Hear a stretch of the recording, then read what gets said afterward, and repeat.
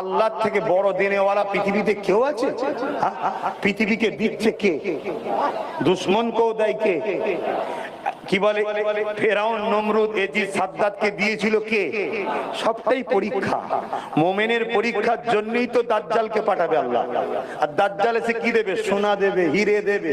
তা আজকের আমার মা যদি 1 কেজি আলুতেই বিক্রি হয়ে যায়, 500 তেলে বিক্রি হয়ে যায়, আর দাজ্জাল যদি সোনা দেয়, আমার মা গুনকে ধরে রাখতে পারবে? আল্লাহ নবী তাই বলেছে, আখরি জামানায় এমন একটা দিন আসবে আমার উম্মতরা তাদের বেটিকে কন্ট্রোল করতে পারবে না। সেই দিনটা এসেছে না আসেনি? আর এটা হচ্ছে দাজ্জালের চেলাদের প্ল্যান, যাতে কন্ট্রোল যোগ দিয়েও ছিল, ওই কন্ট্রোল থেকে ফসকাবে বলে ওর হাতেই ভিক্ষা দিচ্ছে। শুনছেন না? শুনছেন?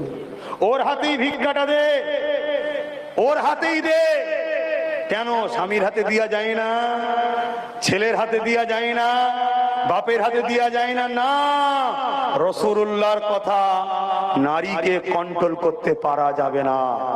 কন্ট্রোল যাতে হাত থেকে ফসকে যায় তার জন্য ওর হাতেই দে। তাহলে এরা ইসলামের বন্ধু না দুশমন?